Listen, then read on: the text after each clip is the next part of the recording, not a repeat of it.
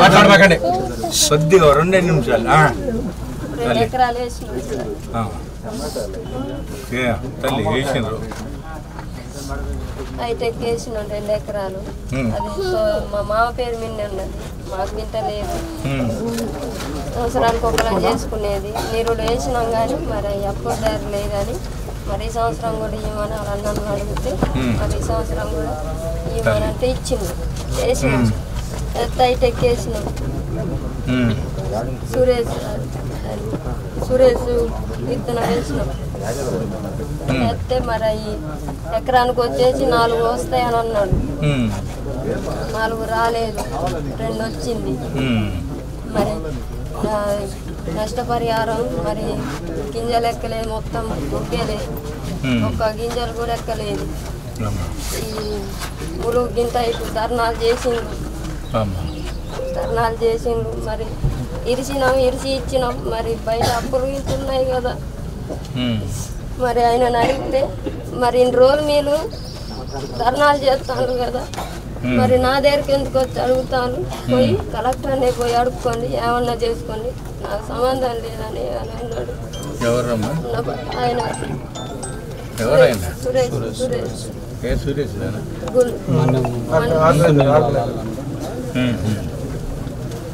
అట్లా అనవద్దు కదా నాన్న. ఇచ్చిండు కదా ఆయన. విత్తనాలు ఇచ్చినప్పుడు మీరు అడుగుతారు, అడిగే హక్కు మీకు ఉన్నది, తీసుకున్నారు. మళ్ళీ ఆయన కట్టాల్సిన బాధ్యత ఉన్నది, అన్నీ ఉన్నాయి. అట్లా మాట్లాడవద్దు కదా నాన్న. బాధ మందు తాగిందా అమ్మా? ఎట్లా ఇంటికి వచ్చాను సార్, నేను పడుకొని ఉన్నాను, నాకు ఆరోగ్యం మంచిగా లేదు. పడుకొని ఉంటే మరి ఇట్టంటే మరి ఎట్టనే మరి బయట అప్పులు వింటున్నాయి, చాలా నిరుటి కూడా ఉన్నాయి కదా. మరి ఈ సంవత్సరం వేస్తే మరి ఈ సంవత్సరం మంచిగా వస్తుందేమో అని ఆశపడితే ఆశ అంతా నిరాశ అయింది కదా. మరి ఏం చేద్దామని మరి ఏం చేద్దాం అని నేను తప్పునున్నా. మరి బయటికి పోతానని బాత్రూమ్ అని పోయిండు, మందు తాగిండు. మరి తలుపు వేసుకున్నాడేమో, ఇక బయటకు వచ్చేసరికి తలుపు తీసుకుంటే కింద పడ్డాడేమో, గుప్పు అన్నది. ఏం చప్పుడు అని మంచి లేచిపోయి చూస్తే అలా మందు తాగి కింద పడి ఉండే. హాస్పిటల్ తీసుకుంటే పుల్లు తాగిండమ్మ, కండిషన్ సీరియస్గా ఉంది అని ములుగు పంపిండు.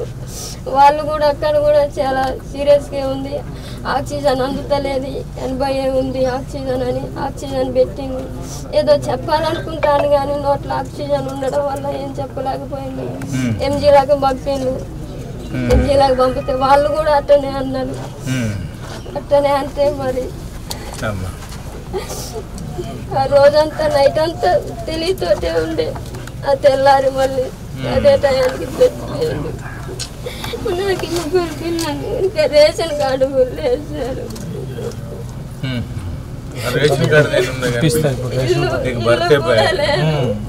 నీ భర్తే పోయి తల్లి, తొందరపడ్డాడు తల్లి. అయితేను పంటలు భర్తయి రావు, పోతాయి. కానీ మందు తాగి అప్పులు అవుతాయి కదా తల్లి. అయినా కానీ భయపడితే ఎట్లా? ఇప్పుడు వీళ్ళెవరు చూడాలి, నిన్నెవరు చూడాలి తల్లి? అవునా కదా?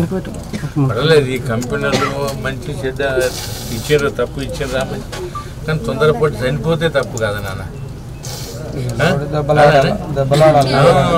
దెబ్బలాడాలి అనుకుంటే మేము ఉన్నాం కదా, మళ్ళీ నాయకులకు చెప్పాలి, అలాంటి వాళ్ళ దృష్టికి తీసుకురావాలి. మరి కంపెనీలకు కూడా మీరు 2 ఎకరాలు వేసారు, ఏంటో మేము కూడా అడిగేటట్టు ఉంటుంది. కానీ చనిపోతే ఇట్లా పెట్టారు. ఎవరు చూడాలి వీళ్ళని నానా? నీకు అన్నలు తమ్ముళ్ళు ఉన్నారా? ఎక్కడున్నాడు?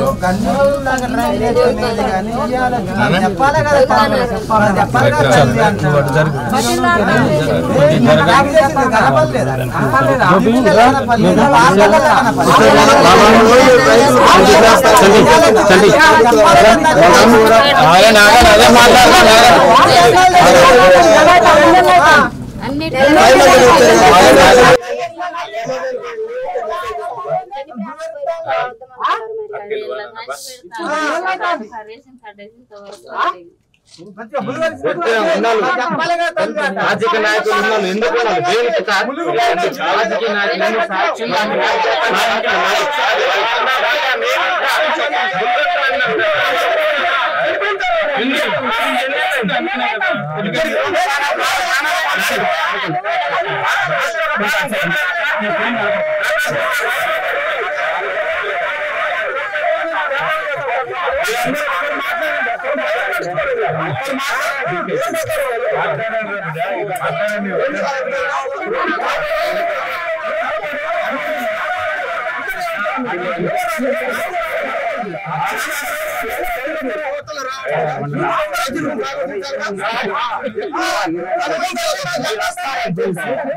వెంకటాపురం నుంచి ఎన్ని వచ్చింది మీరు వస్తారని తెలిసి వచ్చారు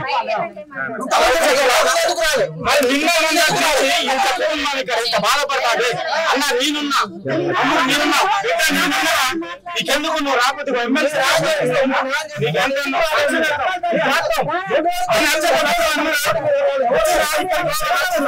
మొన్న దండ రాసిన పెట్టి ఇట్లా శవాన్ని పట్టుకొని కూడా ఇంతవరకు రాలేదు మా ప్రజల మీద వ్యవసాయం చేస్తారా రాజకీయ నాయకులందరూ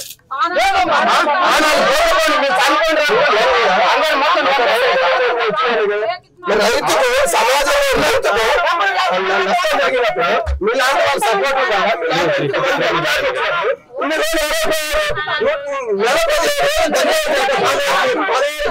పదయాత్ర చేసినా కూడా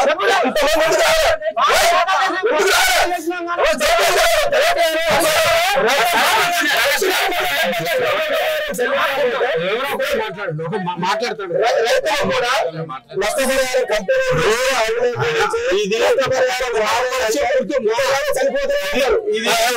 ఒక నిమిషం ఇది మంత్రి దృష్టికొని వీళ్ళ దృష్టికి తీసుకుపోవడం కోసమే ఆయన పదవీరయ్య గారు ఇక్కడికి వచ్చారు రైతులకు ఎటువంటి అన్యాయం జరిగింది ఇక్కడ ఏమైంది అసలు ఏం తెలుసుకోవడం కోసమే ఈ విషయం రైతులు ఇద్దరు చనిపోయారు రైతులకు ఏ రకంగా నష్టపోయిందని దీన్ని ఏది వ్యవసాయ శాఖ మంత్రి దగ్గరికి రేవంత్ రెడ్డి దగ్గరికి గవర్నమెంట్ దృష్టికి తీసుకుపోవడం కోసమే అతను వచ్చాడు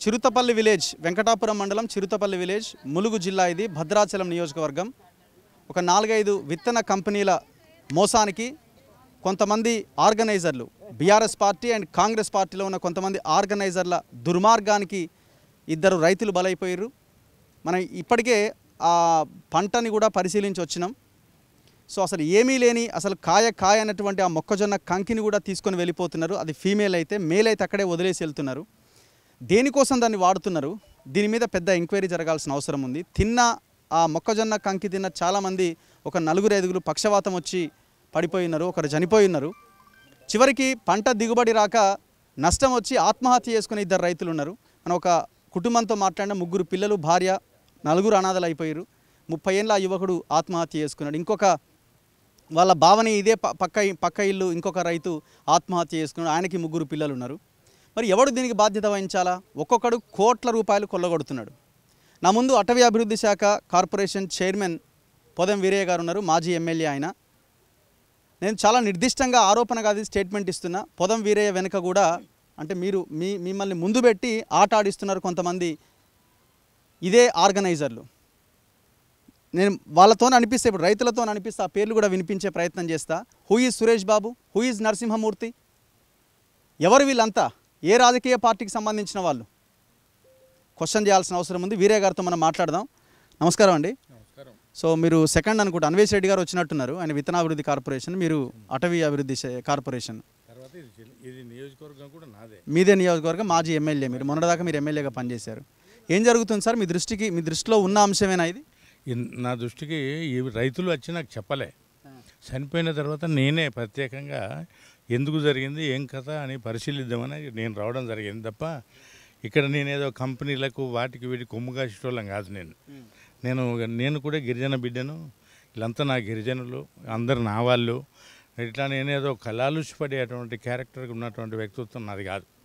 నేను ఏనాడు కూడా ప్రతి నిష్పక్షపాతంగానే వ్యవహారం చేస్తా తప్ప నేను రాజకీయాలలో నీ ఏజ్నర్ నేను రాజకీయాలలో ఉన్న ఎమ్మెల్యేగా ఉన్నా ఇక్కడ నేను ప్రజల సమస్యలపైన పూర్తిగా అధ్యయనం చేసి దీని ప్రభుత్వం దృష్టికి తీసుకువెళ్ళి న్యాయం జరిగే విధంగా ఇతర కంపెనీలు ఏవైతే ఉన్నాయో వాళ్ళని కరెక్ట్గా మెడలు వంచి మరి వ్యవసాయ శాఖ మంత్రికి ముఖ్యమంత్రి దృష్టికి తీసుకుపోదామనే ఉద్దేశంతో రావడం జరిగింది.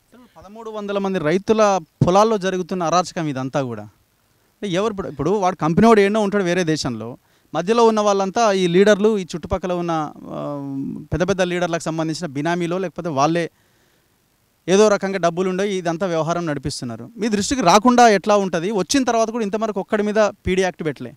నకిలీ విత్తనాలు అమ్మిన వాళ్ళ మీద పీడీ యాక్ట్ పెడుతున్నాం కదా. సో ఈక్వాలిటీ ఇది అంతకంటే భయంకరమైంది కదా. భయంకరం పెట్టేయాలి, తప్పకుండా పెట్టేద్దాం, తప్పకుండా ప్రభుత్వం దృష్టి తప్పకుండా పీడీ యాక్ట్ కాదు ఇంకా అంతకంటే ఎక్కువ శిక్షలు పడే విధంగా కూడా చర్యలు తీసుకుంటానికి సిద్ధంగా ఉన్నది ప్రభుత్వం అని చెప్పి ఈ సందర్భంగా తెలియజేస్తున్నాం. మంత్రి గారు ఇంతవరకు ఏ మంత్రి గారు రాలే. తుమ్మల నాగేశ్వరరావు గారు పేరు చెప్తున్నారు, ఆయనకు సంబంధించిన శిష్యులే ఇందులో ఉన్నారని. సీతక్క గారు పక్కనే 50 కిలోమీటర్లు, ఆమె ఇంతవరకు రాలే. మరి ఎమ్మెల్యే అయితే అసలు ఆయన లేనే లేడు. ఇప్పుడు మీరు బీఆర్ఎస్లో ఆయన గెలిచిండు, ఇప్పుడు కాంగ్రెస్లోకి వచ్చినట్టున్నాడు. మరి ఆయన కూడా లేడు. మరి ఎవరు ఎట్లా ఇది వీళ్ళని పట్టించుకునేవాడిని నేనే పట్టించుకుంటా, నేనే చూస్తా ఏ కంపెనీలు ఏం కథ అనే దాని మీద అధ్యయనం చేసి ప్రభుత్వం దృష్టికి తీసుకువెళ్ళి అందరికీ న్యాయం జరిగే విధంగా.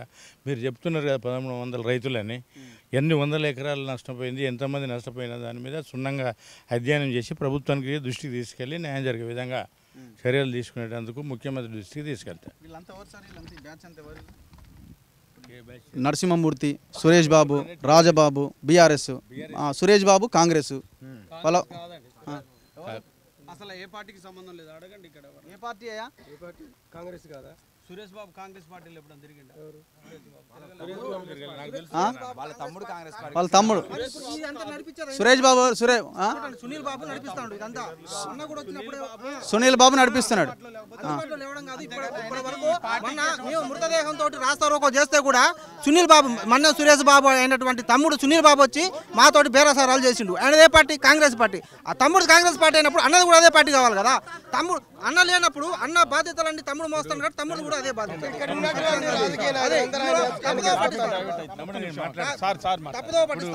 ఈ పార్టీ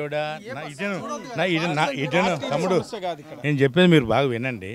అటు కాంగ్రెస్ పార్టీకి కొమ్ము కాసిండా, అటు బీఆర్ఎస్ కొమ్ము కాసిండా. అట్లాంటి వాళ్ళు ఏముంటుందండి, ఎవడు అధికారంలోకి వస్తే కూడా చర్యలే ఉంటాయి.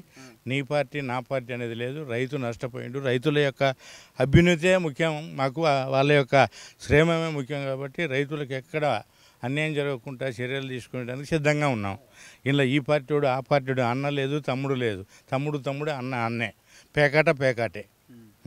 ఏమాత్రం మీరు వీళ్ళు అది మన పోలీస్ స్టేషన్లో ఉంటే వాడిని ఒక్క నీడ్చి పడేయండి, కేసు అంతా పోతుంది, రైతులను ఎల్లగొట్టవచ్చు అని ఎవరో కాంగ్రెస్ లీడర్ ఎవరో మాట్లాడారట.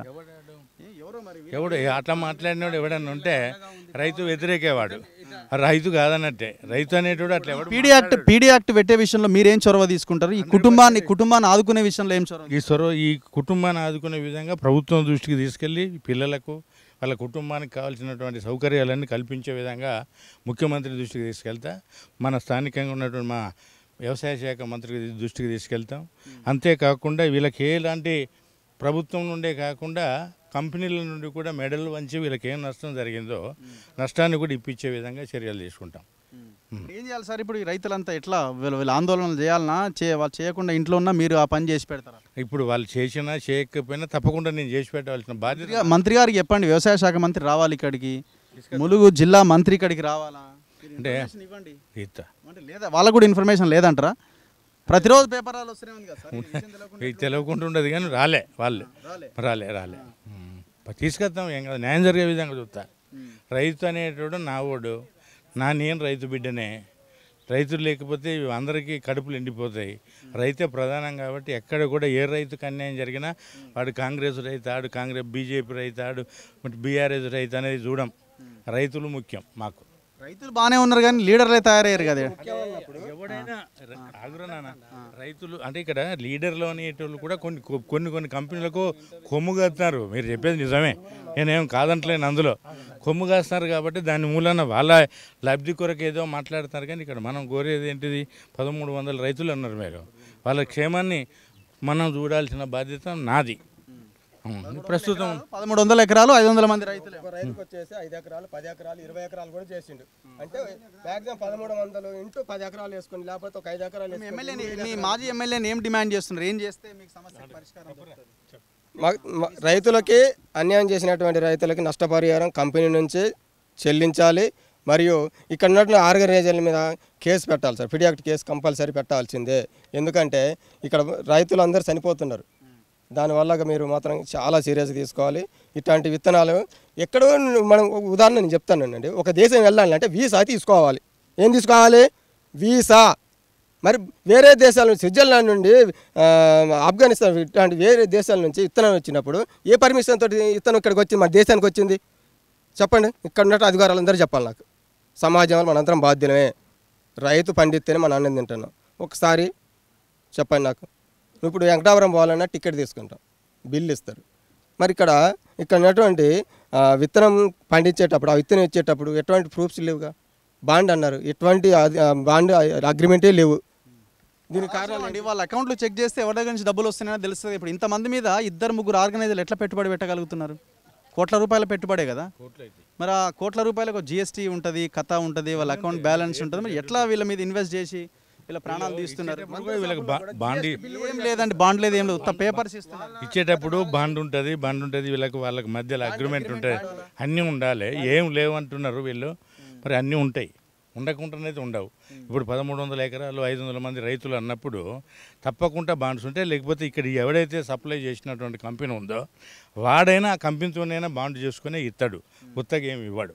కాబట్టి దీన్ని తప్పకుండా సంపూర్ణంగా ఆలోచన చేసి న్యాయం జరిగే విధంగా చూస్తారు. సో న్యాయం జరిగే వరకు కొట్లాడాల్సిందే. చూద్దాం రాబోయే రోజుల్లో ఈ అంశాన్ని ఎంతవరకు తేలుస్తారన్నది. గవర్నమెంట్ మీది, మీ చేతుల్లోనే ఉంది పరిష్కారం. మంత్రులు ఇక్కడే ఉన్నారు. ఖమ్మం జిల్లాలో 3 మంత్రులు ఉన్నారు. వరంగల్ జిల్లాలో 2 మంత్రులు ఉన్నారు. ములుగు జిల్లా ఆదివాసీ బిడ్డనని చెప్తున్న సీతక్క ఇదే ఆడబిడ్డలు భర్తలను కోల్పోయి అన్యాయం అయిపోయారు, అనాథలైపోయారు పిల్లలంతా. మరి వాళ్ళకి ఏం న్యాయం చేస్తారో చేయండి. ఒకవేళ ఈ సమస్య పరిష్కారం కాకపోతే, ఈ దొంగలందరినీ పీడీ యాక్ట్ పెట్టి లోపలేకపోతే, భవిష్యత్తులో దీన్ని రాకుండా చూసుకోకపోతే ఎలక్షన్స్లో కాదు మీరు కనీసం అడుగు కూడా పెట్టలేరన్న విషయాన్ని గుర్తుపెట్టుకోవాలి. అమ్మా రైట్ రా ఒకసారి. ఎవరమ్మా మీరు? మాజీ సర్పంచా? ఇట్రా అమ్మా, ఇట్రా. మీరు ఆగండి, మీరు మాట. ఏం పేరమ్మా? వెంకటరమణ అండి. ఏం చేస్తున్నారు? వ్యవసాయం. అయితే ఇక్కడ ఎవరన్నా గట్టిగా రైతు కోసం కొట్లాడే సామాన్యమైన బిడ్డ ఎవడన్నా ఉన్నాడు అంటే తన్ని తీసుకుపోయి అక్కడ కూర్చోపెట్టి వాళ్ళ కథ నడిపిస్తాను సార్. అట్లాగే ఎవరికి అన్యాయం జరిగిందంటే ఆడబిడ్డలకి ఇక్కడ గెలిచి వాళ్ళ ఓట్లతో పాటు గెలిచి వాళ్ళ వల్ల బాగుపడి ఎక్కడో పై స్థాయికి పోయి కూడా ఇక్కడ ఇంత అన్యాయం జరిగినా ఒక్క మంత్రి కాదు కదా, ఒక్క ఎమ్మెల్యే కూడా వచ్చి ఇక్కడ చూసింది లేదు. మాకు అన్యాయం జరిగితే వచ్చి ఓదార్చింది కూడా లేదు. ఇవాళ వచ్చి చేస్తామని ఒక మాజీ ఎమ్మెల్యే గారు ఇంత మట్టుకైతే మాట్లాడలేదండి మీతోటి. నేను అప్పుడు సర్పంచ్గా ఉన్నాను నేను. కానీ అప్పటి నుంచి ఇప్పటి వరకు మనం గుర్తుపెట్టుకొని వచ్చిండ్రు అంటే మీకులాగే ఒక మాజీ అయినటువంటి సర్పంచ్ ఆయన ఈ కొట్లాట 1-2 నెలల నుంచి కూడా కొట్లాడుతూ ఉంటే కనీసం ఇక్కడున్న రాజకీయ నాయకులు కూడా వచ్చి ఏం కాదమ్మా మా పార్టీ నుంచి మేము వస్తాం మీకున్నాం అండగా అని చెప్పిన మందలు ఇచ్చిన నాయకుడు లేడండి. అతను ఒక్కడు ఒక 100 మందిని వేసుకొని 4 రోజుల నుంచి పోరాటం చేసినా అది వాళ్ళకు కడుపు మంటతోటి మొన్న ఇక్కడ జరిగిన అన్యాయాన్ని పట్టుకొని అతన్ని తీసుకుపోయి జైల్లో కూర్చోపెడితేనే మాకు కథ నడుస్తుంది, వాళ్ళు ఏమైనా చేసుకుంటా అనే నిర్లక్ష్యంతో మేము పెద్ద రాత్రి దాకా శవాన్ని రోడ్డుకి ఎక్కించిండ్రండి. ఆ ఆవేదన మేము నిజంగా తట్టుకోలేంది. ఇలాంటి బాధలు వాళ్ళకి రాకూడదు. మాకు వచ్చిన బాధలు మాకు అసలు ఎస్టీలు అంటేనే చిన్న చూపు ఎటువంటి రైతుకైనా. ఆ ఎస్టీలు అంటే మరి వాళ్ళకి అంత చిన్న చూపు ఏంటో ఓట్లప్పుడు మట్టుకు వాళ్ళని నెత్తినేసుకొని ఊరేగుతారు. కానీ ఇట్లా అన్యాయం జరిగితే మట్టుకు వాళ్ళు కనపడరు. వాళ్ళంటే ఏంటో వాళ్ళకి తెలియదు, పురుగుల కంటీనంగా చూస్తారు. ఎవరో ఇందాక అన్నారండి అతను ఒక్కడనేటోడు లేకపోతే ఇక్కడ ఏదైనా నడుస్తుందని. ఆ మాట అన్నదని ఎవరంటే మన శివగారు అన్నాడు. స్వయంగా మేము విన్నాం ఆడవాళ్ళం అందరం అక్కడ. ఏది శవాన్ని రోడ్డుకి ఇడుచుకపోయినాక ఒక వ్యక్తి అనేటోడు లేకపోతే ఇక్కడ లేరు, మాట్లాడేటోళ్ళు లేకపోతే లేరు. నేనున్నా మీరు అన్నారండి అక్కడ రోడ్డు మీద. అయ్యో దేవుడు ఇన్నోళ్ళు ఉన్నారు సరేలే అన్నాం. అది ఆ మాట నేను ఒక్కదాని కాదు ఇప్పుడు అంటాను. అది నిన్నటి నుంచి అది ఇన్నోళ్ళు కూడా అంటనే ఉన్నారు. మరి దీని పరిష్కారం ఏందమ్మా? పరిష్కారం ఏం లేదండి. మా గిరిజనుల దగ్గరికి ఓట్ల కోసం వస్తారు, అప్పుడు ఊరేగుతారు, పెద్ద జెండాలు ఇస్తారు, జెండాలు మొయ్యాలా, మా వాళ్ళ జెండాలు మేము మొయ్యాలా, మా కష్టాలు వాళ్ళకి తెలియవు. ఎవరో ఇత్తనాలు ఇస్తే ఇక్కడున్న నాయకులకి ఏంటండి కడపమంట? ఇక్కడున్న నాయకులకి ఏంటి కడపమంట? వచ్చి ఓదార్సే అవసరం లేదా? ఓట్లప్పుడు రుకొస్తారు కదా, ఇప్పుడు వచ్చి ఓదార్సాలే. అక్కడ ఒక అన్యాయం జరిగింది, ఆ రైతుకు అన్యాయం జరిగింది. ఆ రైతు బిడ్డ ఆకలితోటి ఆకటి మంటతోటి ఉన్నాడు, కడుపు కోతతోటి ఉన్నాడు, కడుపు గాలిపోయి ఉన్నాడు, పిల్లలు ఉన్నారు, వాళ్ళకు న్యాయం చేద్దాం పోయాను. ఏ నాయకుడు రాలేదండి మా దగ్గరికి, మా ఊర్లోకే రాలేదండి. ఇదేనా మనసులకు ఉండే మానవత్వం? వీళ్ళు ఏం రాజకీయం వస్తానండి, ఏం చేస్తాను? వాళ్ళ సంపాదన కోసం రాజకీయాలు ఉన్నారు. ఏది నేను చేసిన 20 సంవత్సరాలు రాజకీయం చేసిన, సర్పంచ్ గెలిచిన ఏకదాటిగా. నేను కనీసం ఇప్పుడు కూలి చేసుకుంటాను, నేను తోటలకు వెళ్ళి వచ్చిందండి. నీతిగా బతుకుతాం మేము, వాళ్ళ దగ్గర అన్యాయంగా బతకం. మేము చక్కగా వ్యవసాయం చేస్తాం కాబట్టి మా వ్యవసాయం మా చేనులలో ఇత్తనం వేపించి మాతోటి సాకిరి చేపించి వాళ్ళు మేడలు కడతారు. ఇవాళ మేము చచ్చిపోతే రారు, కుక్క చచ్చిపోతే నన్ను విశ్వాసం ఉంటుంది. నేను పెంచుకుంటాను ఒక కుక్కని, మనిషి కంటే విశ్వాసంగా పెంచుకుంటాను. కానీ మనుషుల విలువ వాళ్ళకి తెలియట్లే. ఇత్తనం ఇదే మధు దుక్కి దున్ను అన్నలు దుక్కికి డబ్బులు ఇచ్చిండ్రు, దుక్కి దున్నినాక పొడి దుక్కులో ఇత్తనం వేపించిండ్రు రండి.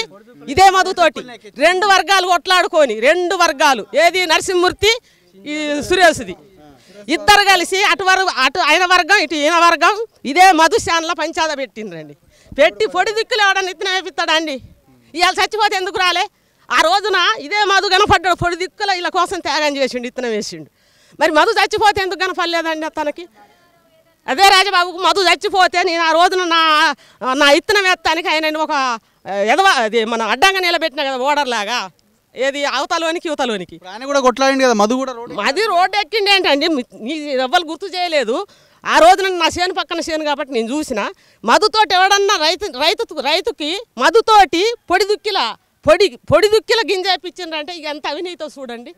ఎందుకంటే నువ్వా వాళ్ళు బాగుపడడం కోసం పోటీలు పెట్టి, అదే రంగారావు అనే వ్యక్తి ఉన్నాడు, అది నరసింహమూర్తిది ఇత్తనం, ఇది రాజబాబు ఇత్తనం. రాజబాబు ఇత్తన పోడేమో పొడి దాంట్లో లేపించిండు, నరసింహమూర్తి ఇత్తన పోడేమో నీళ్ళు కట్టుకుంటూ నీళ్ళల్లో లేపించిండు. వాళ్ళ పోటీలు చూడండి ఎట్టున్నాయో, వాళ్ళ బాగు కోసం. వీడేమైపోయినా నష్టం లేదు. ఇవాళ వీడు చచ్చిండు, లేదుగా అయిపోయింది. జరుగుతున్న మోసం. సో దయచేసి మీరు గిరిజన నాయకుడు, ఆదివాసీ నాయకుడు కాబట్టి వచ్చినాం పోయినామని కాకుండా దయచేసి సమస్యని ఒక గట్టుకు చేర్చేలాగా ప్రయత్నం చేయండి. ఇప్పుడు వీళ్ళ పొలాలు ఉన్నాయి, వీళ్ళు కౌలు. నేనేమంటున్నా, నేను వచ్చుడు పొకట్ అనేది కాదు, దీన్ని సంపూర్ణంగా అధ్యయనం చేసి ప్రభుత్వం దృష్టికి తీసుకెళ్ళి వీళ్ళందరికీ న్యాయం జరిగే విధంగా చర్య తీసుకుంటాం తప్ప నేనేదో అట్లా చేసే నాయకత్వం కాదు నాది. ఏదో ఉత్త సూపులు చేసి పెట్టుబడి ఉండుంటే వాళ్ళ పొలంలో వాళ్ళే సాగు చేసుకుంటారు కదా. కౌలుకు వచ్చిన వాళ్ళు కూడా వాళ్ళ పొలంలో వాళ్ళు సాగు చేసుకునే వాళ్ళు కదా, విత్తనాలు తెచ్చుకొని. ఎదురు లేకనే వాళ్ళ దగ్గరికి పోతే వాళ్ళు చేసినటువంటి ఏదైతే గింజలు ఇచ్చుడు ఇవన్నిటిని ఏ కంపెనీలు అయితే ఇచ్చినాయో వాటి మీద సంపూర్ణంగా అధ్యయనం చేసిన తర్వాత నీ దృష్టి కూడా డీటెయిల్ టెక్నిక్ రిపోర్ట్ ఇస్తాను. నేను కూడా న్యాయం జరిగేటప్పుడు వదిలిపెట్టాను నేను ఇక్కడ. సో చూద్దాం మరి ఏం న్యాయం చేస్తారు ఏంటన్నది. కెమెరామెన్ పాషాతో రఘు, మన తొలి వెలుగు.